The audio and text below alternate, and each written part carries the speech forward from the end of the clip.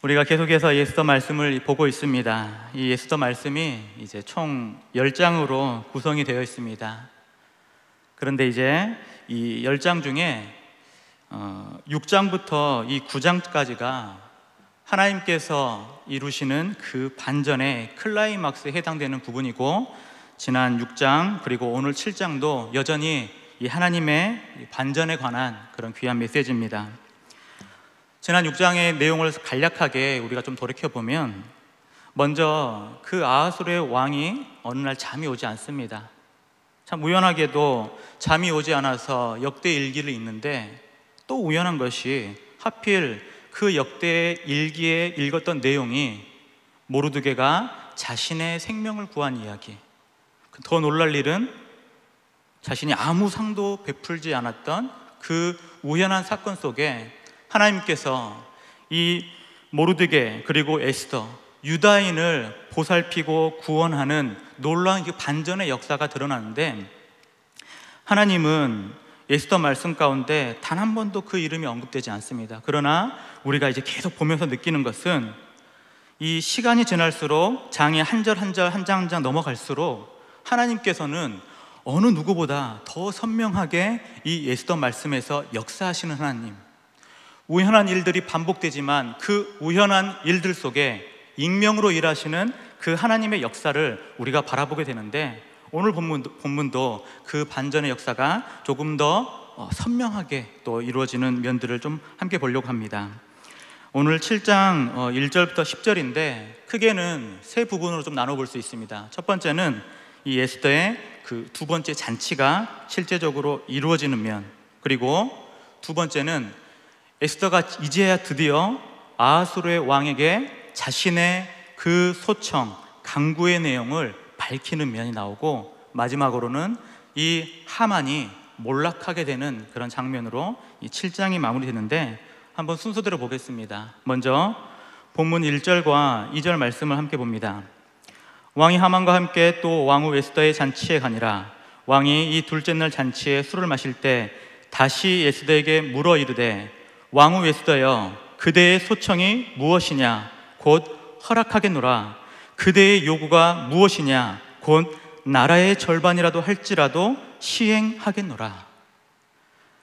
에스더의 이 두 번째 잔치 가운데 왕은 다시 한번 에스더에게 너의 소원이 무엇이냐? 그것을 말해보라 라고 말합니다.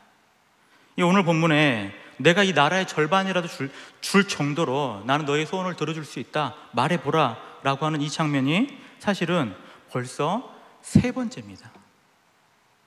지금 처음 지금 나온 내용이 아니라 이미 그 에스더 5장 말씀을 보게 되면 이 왕후를 정말 존귀하게 여겨서 이 아하수르의 왕이 에스더에게 네 소원이 무엇이냐? 근데 에스더가 바로 자신의 소원을 말하지 않습니다. 사실 자신의 소원은 간단하죠. 하만 나쁜 놈입니다. 우리의 모든 민족, 나의 이 그 유대 민족을 말살할 정말 악독한 사람입니다. 왕도 속았습니다. 이 말이 얼마나 하고 싶었을까요? 그런데 그것을 꼭 참아요. 그리고 참고 또 참고 오늘 본문의 7장에 와서도 다시 한번 왕이 물을 때까지 참았습니다. 그런데 여기 보게 되면 참 인간적인 입장에서는 이 에스더란 여인이 참 대단해요. 어떻게 제국의 이 한 나라의 왕의 마음을 사로잡아서, 왕이 내 나라의 절반을 줄 테니까 제발 소원 좀 말해보라, 그것도 세 번이나 왕이 간청해요. 어떻게 보면 이 밀당의 고수인 것처럼 보이지만 그건 인간적인 관점이고, 오히려 우리가 주목할 것은 어찌하여 이 왕후 에스더가 끊임없이 그 자신의 마음 가운데 그 굴뚝 같은 마음, 정말 간절한 마음으로 하만의 그 악행을 고발할 그 마음을 참았는가 라고 했을 때 우리는 이 믿음의 관점으로 좀 봐야 되는데, 그것이 뭐냐면 이 에스더의 행동이 인간적으로 왕의 마음을 가지고 에스더가 놓은 것이 아니라, 오히려 에스더는 겸손한 마음으로 하나님 앞에 기도하고 그 기도로 구한 지혜가 바로 조금 더 잠잠히, 조금 더 잠잠히 그 시기와 때를 기다렸던 그 지혜가 바로 하나님의 인도하신 가운데 나온 사실입니다. 반면에 대조적으로 하만은 자신의 그 교만한 마음이 하늘을 찔렀어요. 에스더의 잔치가 지금 오늘 본문에서 두 번째 잔치죠. 첫 번째 잔치가 있었습니다. 그 잔치는 에스더가 자신의 목숨을 걸었습니다. 죽으면 죽으리로다.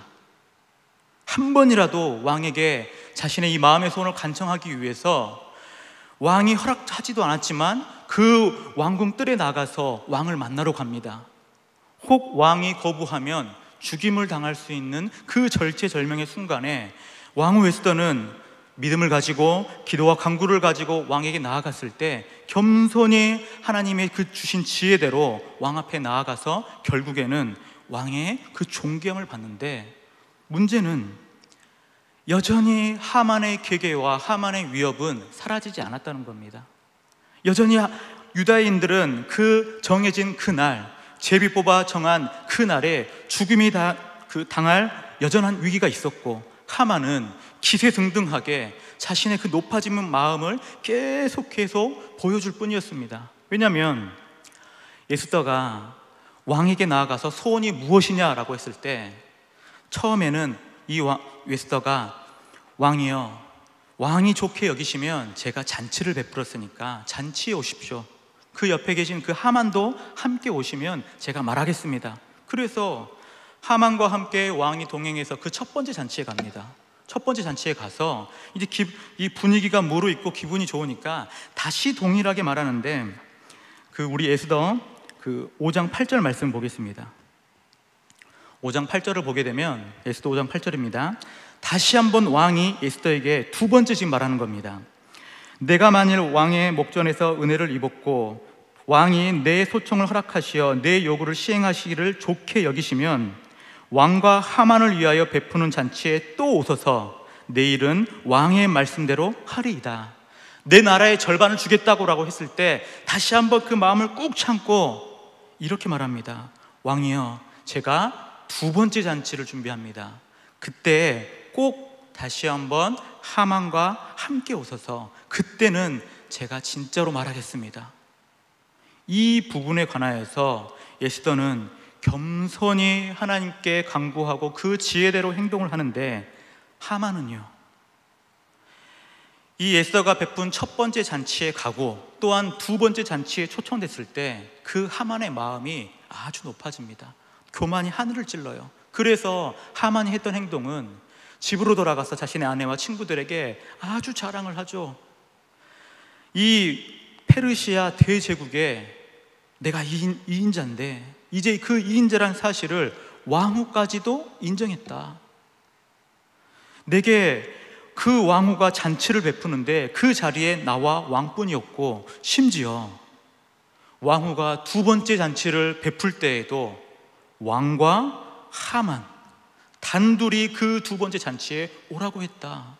이걸 보면 내 지금 위치가 어떠한 줄 아느냐, 그러면서 자신의 그 자랑을 무용담처럼 막 풀어내요. 그러면서 하만은 계속 교만해지는데 그 교만함이 꺾이는 게 바로 6장이었죠. 우연한 사건들의 반복, 잠이 오지 않았고 역대일기를 읽었고 모르드의 공이 밝혀진 그 사건을 통해서 하만이 완전히 한번 모르드게를 정말 그 발톱의 때보다 못하게 여겼는데, 오히려 모르드게를 그 페르시아 왕궁의 그 수산 도성의 가장 존귀한 자로 소개하고 다녔던, 자존심을 크게 굽히는 일이 있었습니다. 그러면서 이제 이 반전의 기미가 막 보이기 시작하는데, 이제 오늘 본문에서는 이 두 번째 잔치에 나와야 되는데, 사실 에스더는 그 겸손한 마음으로 간구의 그 기도로 하나님께 지혜를 구했지만 여전히 하만은 지혜롭지 못하고 교만합니다. 사실 하만이 만약에 그 지혜로움을 가졌다면, 정말 그 마음 가운데 교만을 조금 낮추고 자신의 지금 상황 가운데 지혜를 구했다면 이 두 번째 잔치에 하만은 결코 와서는 안 됩니다. 왜냐하면 두 번째 잔치에 의도적으로 에스더는 왕과 하만을 위하여 내가 잔치를 베풀겠습니다 했거든요. 왕과 하만을 위하여서. 그런데 그걸 듣는 왕의 마음이 두 가지죠. 하나는 너무 궁금한 거예요. 도대체 소원이 무엇이길래 이렇게 뜸을 들이나, 정말 그 소원 한번 듣고 싶어서 이 둘째 잔치에 가지만, 한편으로는 찝찝합니다. 왜 왕후 에스더가, 내 아내가 하만에 대해서 나와 그 하만을 위하여서 두 번째 잔치를 지금 준비하는가? 왕과 이 하만 사이에 그 분열의 그 불균형이 이제 막 생기기 시작하고 의구심이 들 때입니다. 사실 이 에스더의 둘째 잔치는 에스더나 왕에게는 잔치일지 모르겠어요. 그러나 하만에게는 잔치가 아닙니다. 이 잔치는 하만에게는 심판이었어요. 조금만 눈치를 채고 조금만 민감하게 반응했으면 무슨 수를 쓰고 무슨 핑계를 대서든지 이 잔치에 오면 안 됐습니다. 근데 하만의 마음이 얼마나 교만했는지 전혀 그것을 의식하지 못하고 다시 나아갑니다.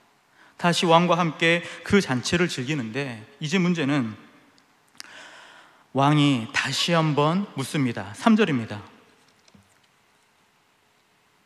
왕후 에스더가 대답하여 이르되, 왕이여, 내가 만일 왕의 목전에서 은혜를 입었으면 왕이 좋게 여기시면 내 소청대로 내 생명을 내게 주시고 내 요구대로 내 민족을 주소서.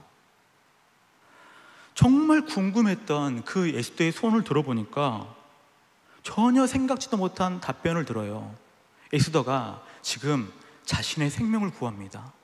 페르시아의 지금 그 제국의 왕후가 지금 자기가 지금 생명의 위협을 받고 있다고 지금 왕에게 간청하는 거예요. 왕이여, 나 좀 살려주세요. 또 한 가지는요, 내 요구대로 내 민족을 내게 주소서. 내 민족도 구해 주시옵소서.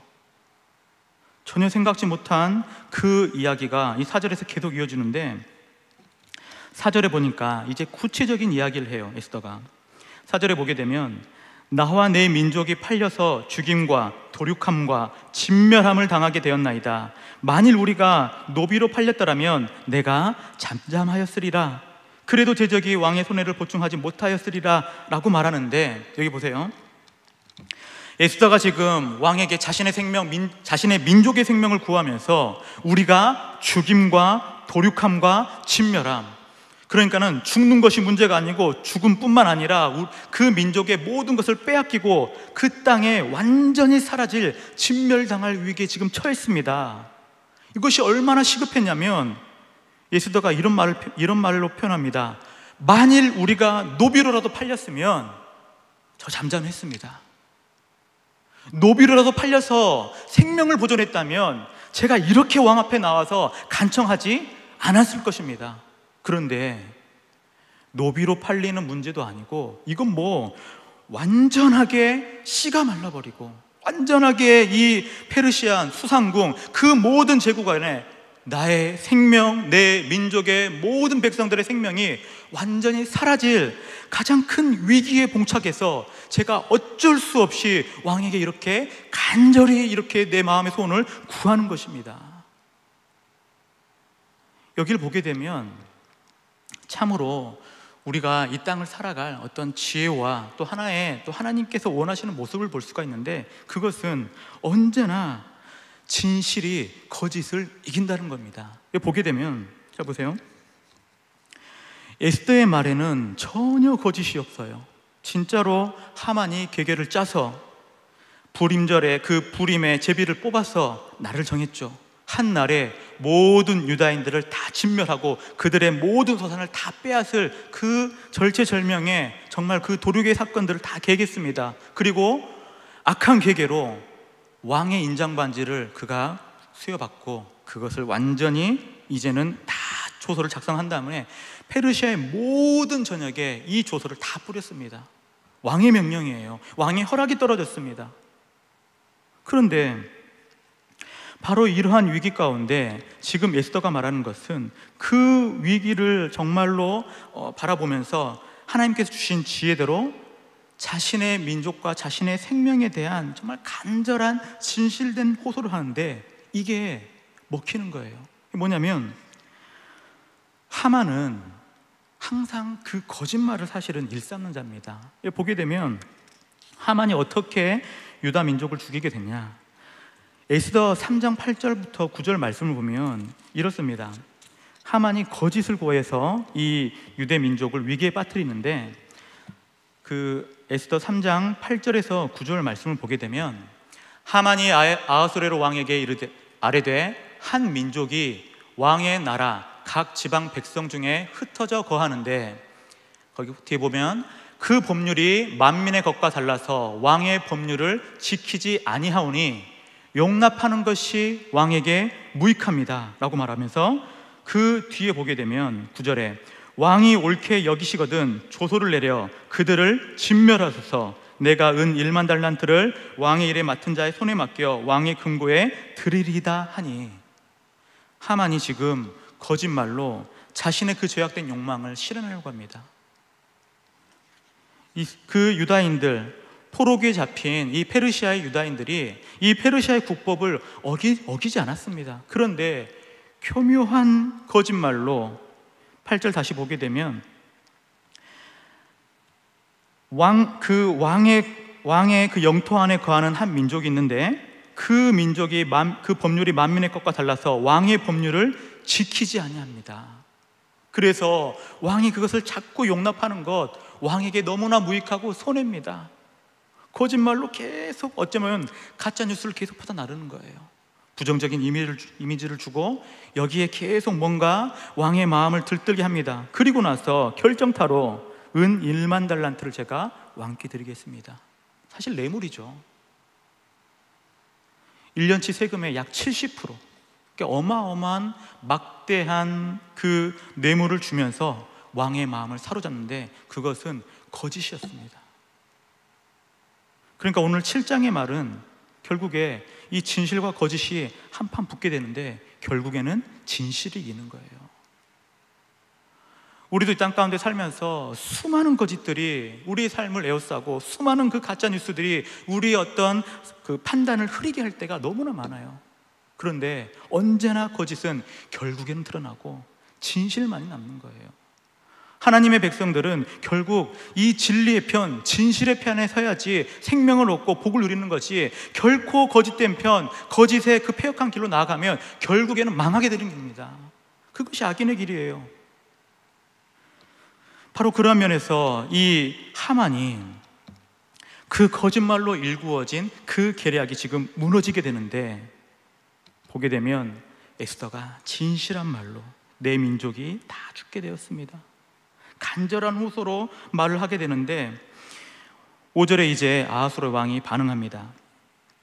오늘 본문 5절에 보게 되면 아하수에로 왕이 왕후 에스더에게 말하여 이르되 감히 이런 일을 심중에 품은 자가 누구며 그가 어디에 있느냐. 얼마나 이 말을 듣고 싶었을까요?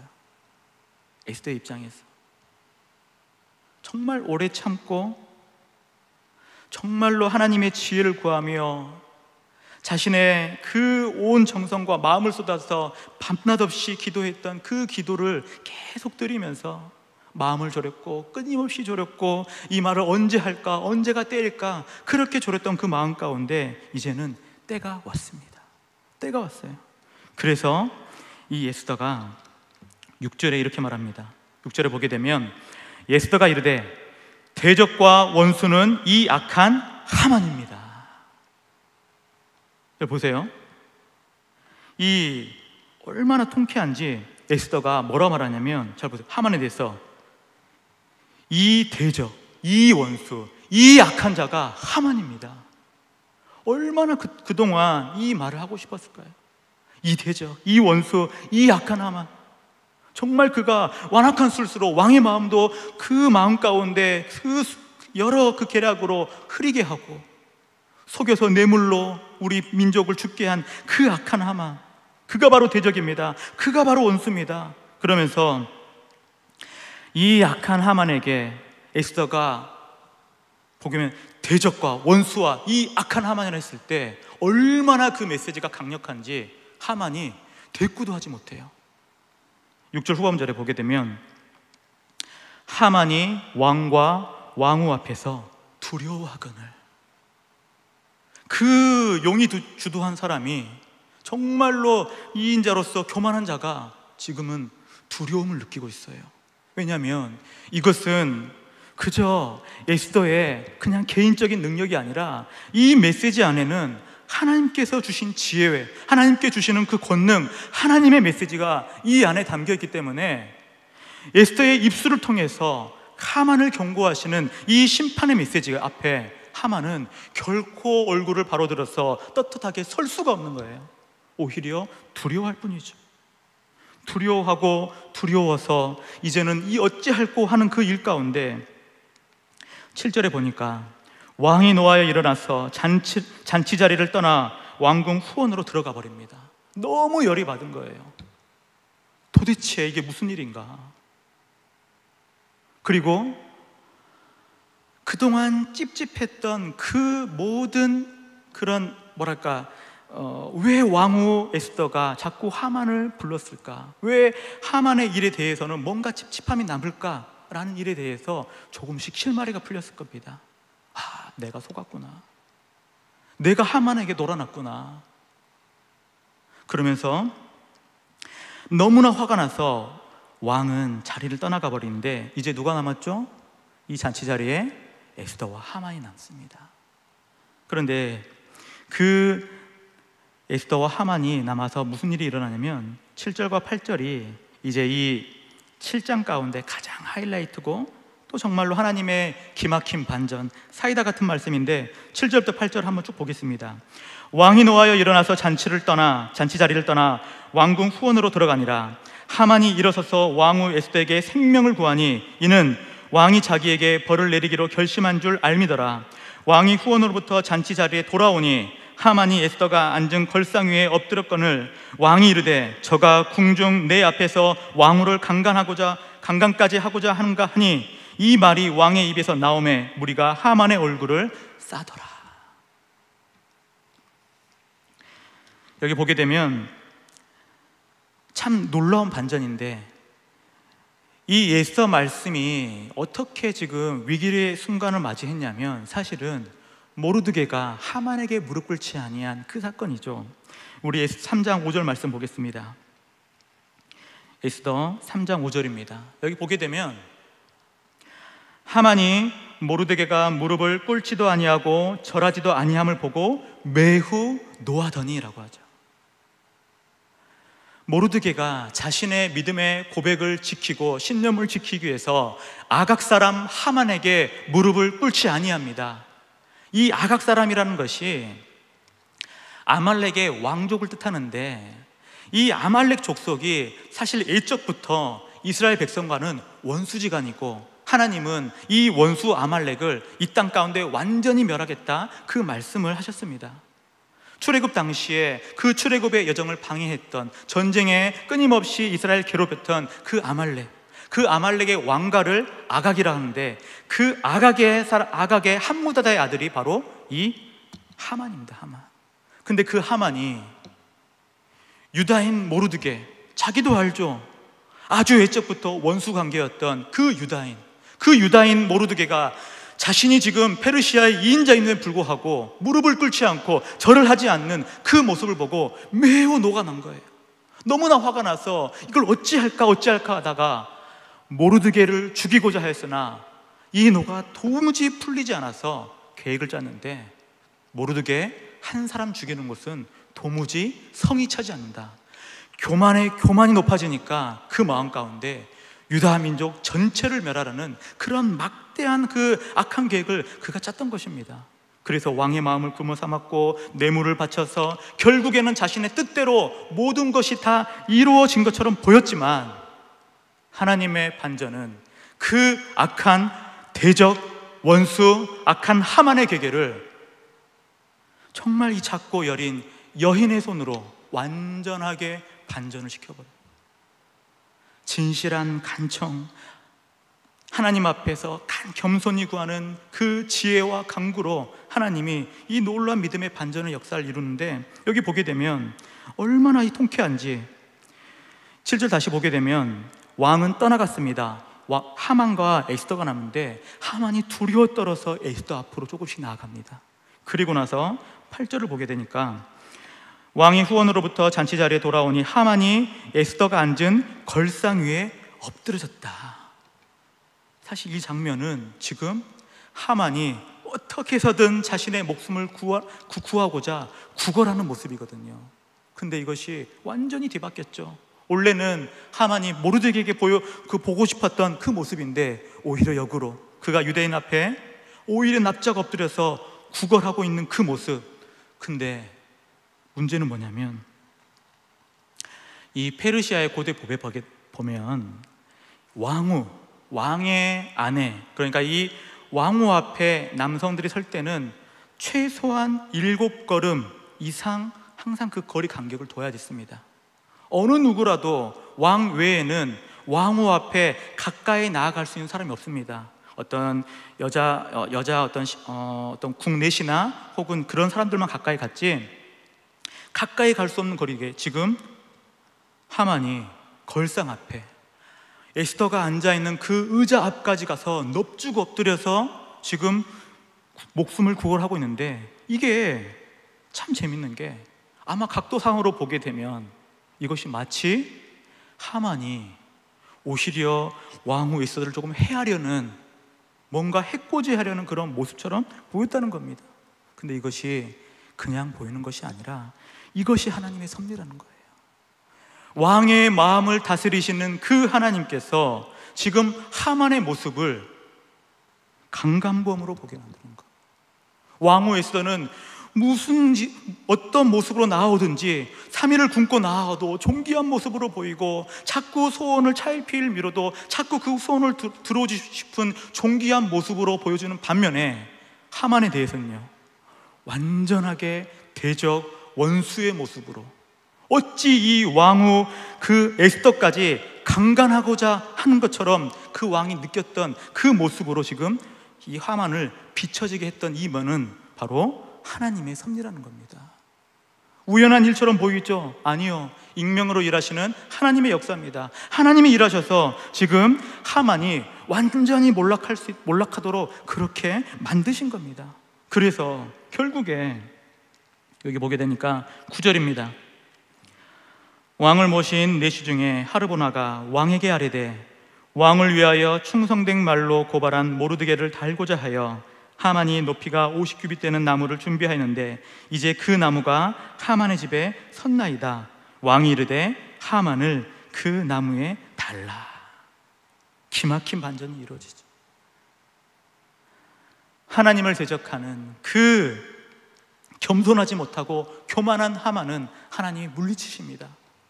반면에 겸손히 구했던 에스더는요, 그 민족은요 하나님이 긍휼히 살피셔서 다시 세워주는 그 면을 볼 수 있습니다. 우리 야고보서 4장 6절 보겠습니다. 야고보서 4장 6절입니다. 그러나 더욱 큰 은혜를 주시나니 그러므로 일렀을 때 하나님이 교만한 자를 물리치시고 겸손한 자에게 은혜를 주신다 하였느니라. 여러분, 하나님께서는 교만한 자를 물리치시고 겸손한 자에게 은혜를 주시는 그 하나님을, 여러분, 그 하나님의 일하심을 여러분 믿으십니까? 그렇기 때문에 우리가 이것을 믿는다면 악인의 형통함을 너무 부러워하지 마십시오.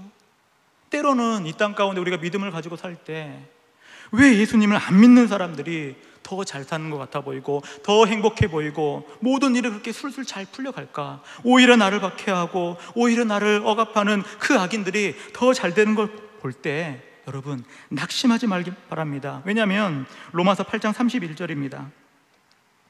로마서 8장 31절에 보게 되면 그런즉 이 일에 대하여 우리가 무슨 말을 하리요? 만일 하나님이 우리를 위하시면 누가 우리를 대적하리요? 믿으십니까? 누가 우리를 대적합니까? 하나님이 우리를 위하시면. 우리는 이 땅 가운데 참으로 믿음의 백성으로 살아갈 때 때로는 원치 않는 삶의 여러 고난과 역경 가운데 특별히 우리를 대적하는 악한 여러 원수들 때문에 고통당할 때가 있습니다. 참으로 삶의 그 어려움을 겪을 때가 있어요. 근데 그때마다 기억하시길 바랍니다. 하나님이 결코 하나님의 백성들을 내버려 두지 않습니다. 하나님의 백성들의 그 시름을 결코 무시하지 않으십니다. 오히려 그 작은 신음까지도 하나님 들으시고 응답하시는 분입니다. 그렇기 때문에 우리는 다시 한번 이 일을 통하여서, 특별히 이 하만의 몰락을 통하여서 다시 한번 우리가 바라봐야 할 것은 좀 두 가지를 볼 텐데, 첫 번째는 하만의 그 계략과 그 교만함이 넘쳐질 때 왜 하나님이 바로바로 손을 쓰지 않았나? 저는 한 가지 이유를 보게 되는데, 그것은 하나님의 성품이 이 악인이 멸망하는 것, 사실 그건 원하는 것이 아닙니다. 정말 그 하나님의 마음은 이 약한 자가 그 악행의 길에서 다시 돌아오는 것을 원해요. 하만도 마찬가지겠죠.